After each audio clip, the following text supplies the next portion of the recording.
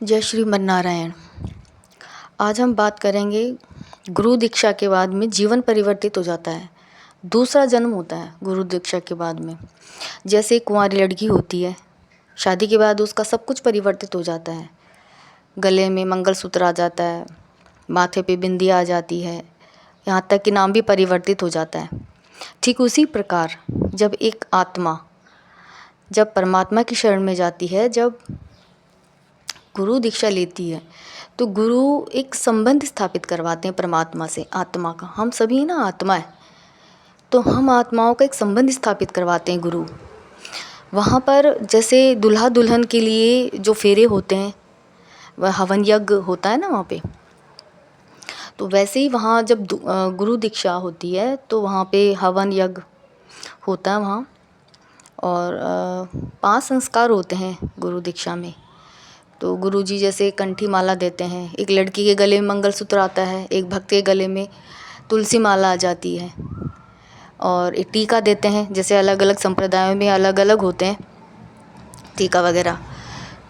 तो और भुजाओं में शंख चक्र का निशान लगाया जाता है, मतलब कि जो सिद्ध करे हुए थे, जो मेरे गुरुजी थे उनके तो सिद्ध करे हुए थे सुदर्शन चक्र और शंख चक्र।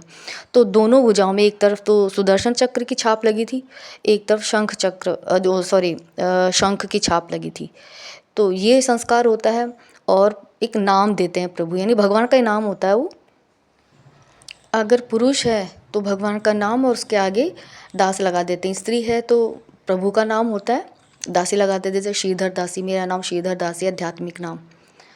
तो जैसे पुंडरीकाक्ष दास लगा देंगे, श्रीकर दासी, मतलब भगवान के नाम आगे दास दासी लगा देते हैं।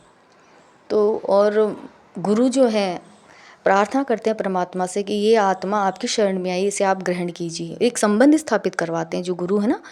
तो दासी का संबंध स्थापित करवाते हैं, दास या दासी, कि प्रभु हमारे स्वामी मालिक हैं और हम उनके दास या दासी हैं। ये संबंध गुरु स्थापित करवाते हैं। तो हमारे गुरुजी कहते थे कि जब गुरु दीक्षा होती है ना, उसके बाद से पुनर्जन्म होता है, उसका सब कुछ बदल जाता है ना, उसका वापस जन्म माना जाता है, दूसरा जन्म माना जाता है मतलब उसका।